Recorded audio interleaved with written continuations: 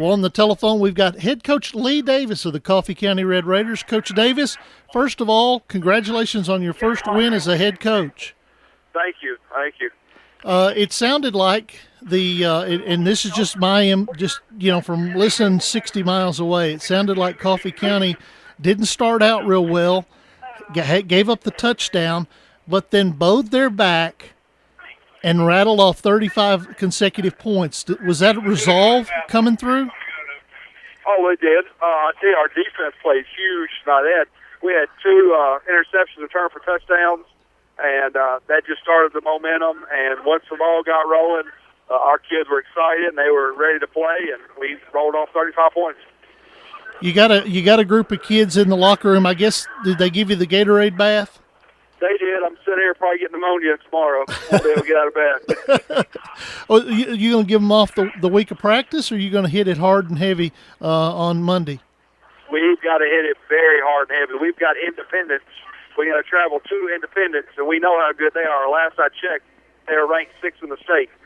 So we know what they can do. We know how powerful they are, and we've got to get better. Independence defeated Centennial tonight, 24-22. Let's talk a little bit about Peyton Meeker at quarterback. It seemed like Peyton Meeker kind of stood up for you tonight. Who else were the offensive stars for you? Rozier had another good game.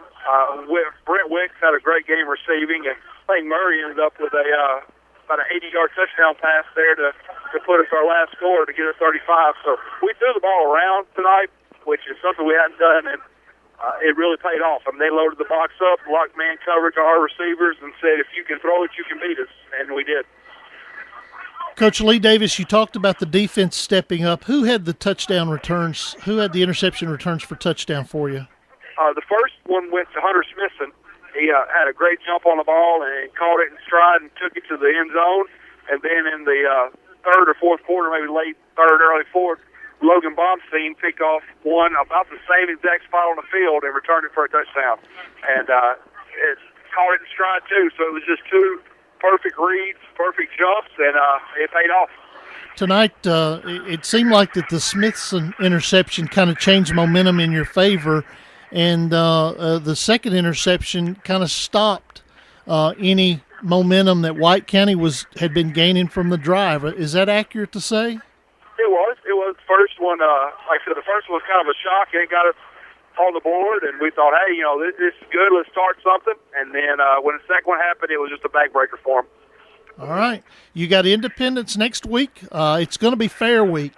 What have you heard about the wonderful Fair Week in Coffee County?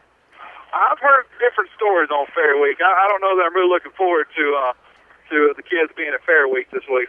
All right. Well, we'll let you. We'll talk to you. Actually, I'm going to talk to you on Monday at the coaches show at O'Charlie's, and expecting a big crowd. Come on out at noon at O'Charlie's, and Coach Lee Davis, for every meal that you buy at O'Charlie's, Coach Lee Davis will shake your hand. How about that? Is that a fair enough deal?